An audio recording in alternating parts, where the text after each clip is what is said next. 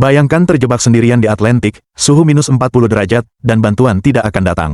Michael akhirnya bisa merasakan hangatnya api lagi setelah sekian lama hidup dalam dinginnya alam liar. Rasa lega langsung terlihat di wajahnya. Tak membuang waktu, ia segera membuka peta yang masih tersisa di tasnya. Dengan hati-hati Michael mencoba memastikan di mana sebenarnya posisinya saat ini. Setelah beberapa saat menelusuri peta itu, akhirnya ia menemukan titik tempatnya berada. Tanpa ragu, Michael mulai menyusun rencana untuk menuju sebuah stasiun musiman yang terletak sangat jauh dari tempatnya saat ini. Karena perjalanan menuju pos tersebut akan memakan waktu berhari-hari, Michael memutuskan untuk menyiapkan semua perbekalan terlebih dahulu. Ia mengumpulkan apapun yang masih bisa digunakan agar perjalanannya nanti tidak berakhir sia-sia. Setelah semuanya siap, Michael menarik napas panjang. Ia mengencangkan perlengkapan di tubuhnya, menguatkan tekad, dan bersiap melangkah menantang perjalanan panjang di depan. Tak lama kemudian, Michael yang sudah sangat kelelahan, akhirnya memutuskan berhenti sejenak.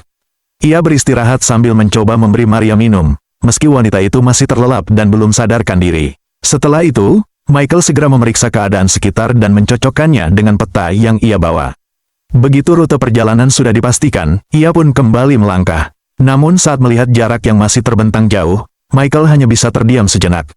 Hari pun mulai gelap, membuatnya akhirnya memutuskan menggali lubang di tumpukan es untuk dijadikan tempat berlindung sementara. Michael kembali mengisi tenaganya dengan memakan ikan yang berhasil ia dapatkan. Ia tidak melupakan Maria dan tetap berusaha menyuapinya sedikit demi sedikit. Singkat waktu akhirnya Michael tiba di checkpoint, namun jelas saja perjalanan masih sangat jauh dari sini. Michael langsung dilanda kepanikan saat di hadapannya terbentang lereng berbatu yang sangat curam. Dalam situasi yang menegangkan itu, ia kebingungan mencari jalan lain agar tetap bisa melanjutkan perjalanan menuju pos. Saat hendak tertidur, Michael tiba-tiba terkejut mendengar auman beruang dari luar.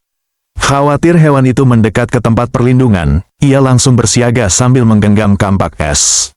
Namun di saat menegangkan itu, Maria justru tiba-tiba batuk keras, membuat Michael semakin panik.